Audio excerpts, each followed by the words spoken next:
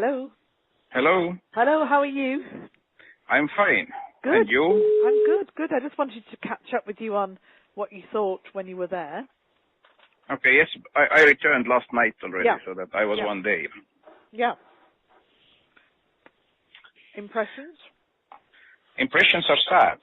Mm-hmm. I met with representatives of Regions Party, also new coalition representatives, and also civil society. There is this lady called Olga, who is the head of the doctors. Olga. Yes, Yeah, you know her. Yeah, I do.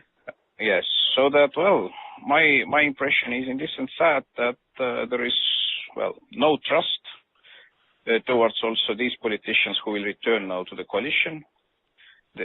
Well, people from Maidan and from civil society, they say that they know everybody who will be in new government. All these guys have dirty past. Yeah.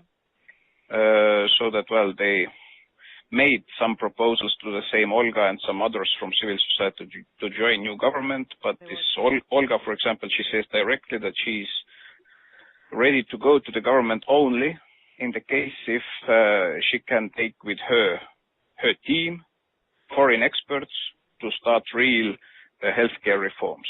Yeah.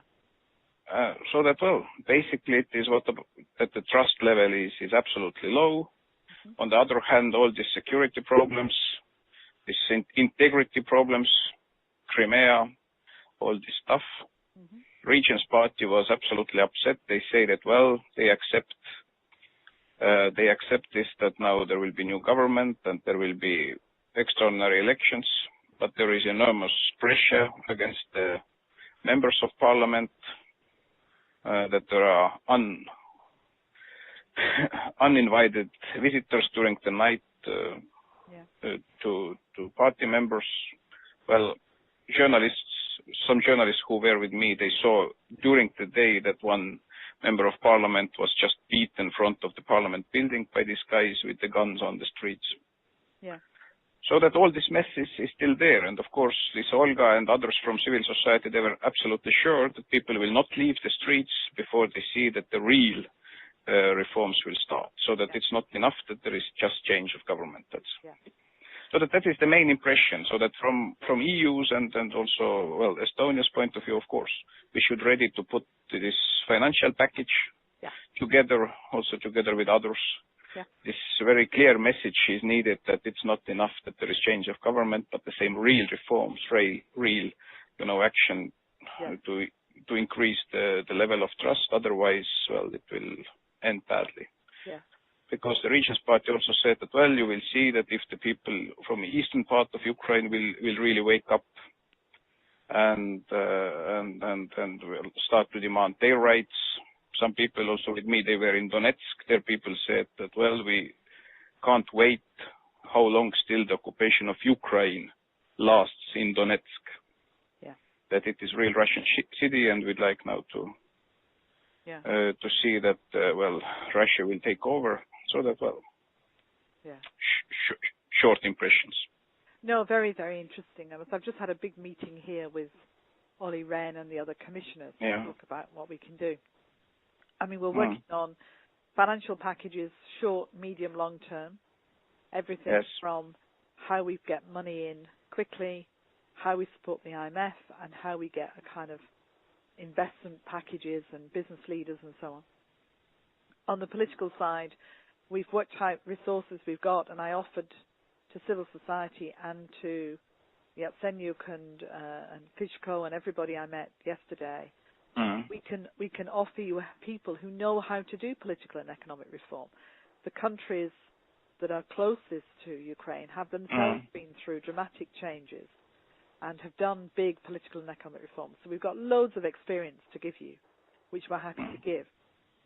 I said to the people in Maidan, yes, you want real reforms, but you've got to get through the short term first. So you need to find ways in which you can establish a process that will have anti-corruption at its heart, that will have people working alongside until the elections, and that you can be confident in the process. And I said to Olga, you may not be health minister now, but you need to think about becoming health minister in the future, because people like you are going to be needed to be able to make sure that happens. But I've also said to them, if you simply barricade the buildings now, and the government doesn't function, we can't get money in because we need a partner to partner with. Absolutely.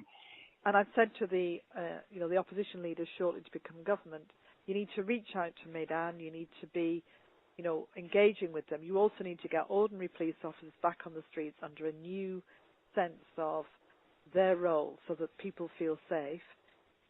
I said to the Party of the Regions people, you have to go and lay flowers where the people died. You have to show that you understand what has happened here. Absolutely. Because what you're experiencing is anger of people who've seen the way that Yanukovych lived and the corruption, and they assume you're all the same. And also the people who've lost people and who feel that, he ordered that to happen. There's quite a lot of shock, I think, in the city, a lot of sadness and shock, and that's going to come out in some very strange ways if they're not careful. So I think all of this we just have to work on. So we've done a big meeting here today to try and get this in place. But yeah, but very interesting, your observation. It is, and well, actually the only politician the people from civil society mentioned positively was Poroshenko. Yeah. So that he has some sort of, how to say, trust among all these Maidan people and civil society. And second, what was quite disturbing, the same Olga told that, well, all the evidence shows that people who were killed by snipers from both sides, among policemen and people from the streets, that they were the same snipers killing people from both sides. Well, that's. So that, and then she also showed me some photos. She said that has medical doctor. She can, say that it is the same handwriting, the same type of bullets, and it's really disturbing that now the new coalition, that they don't want to investigate what exactly happened, so that there is now stronger and stronger understanding that behind snipers it was not Yanukovych, but it was somebody from the new coalition. I think they do want to investigate. I mean, I didn't pick that up. That's interesting. Gosh. Yeah, so that it was, in this sense, disturbing that if it starts now to live its own life very powerfully, that it already discreditates from very beginning also this new coalition.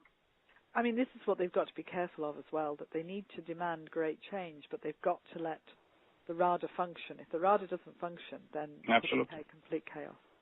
So that it's all, being an activist and a doctor is very, very important, but it means you're not a politician. And somehow they've got to come to a kind of accommodation for the next few weeks with how the country's actually going to run. And then we get the elections and things can change. And that's, I think, going to be quite important. I'm planning to go back early next week, probably on Monday. It's really important that now people from Europe and also West show up there, so that it's absolutely. Well, Miroslav's going with the Visegrad group on Friday, Saturday. William Hague's going Sunday. I'll be back again Monday. Yes, I heard also that Canadian minister is going on Friday, and yesterday also William Burns was there. So we met. I saw Bill. Yeah, we met also with Burns there in Kiev yesterday. Yeah, good. Yeah, I didn't know John Bird was going. I'll get hold of him. Okay, my friend. Great to talk to you. Stay in touch. Thanks for these comments, and wish you, nice Australia. Yeah. What? Nice Australia. Enjoy. I am not going to go. I've got to delay it because I'm going to do more Ukraine instead. Okay, good. All right, my friend. Okay. Speak to you soon. Thank you, and all the best. See you. Bye. Bye.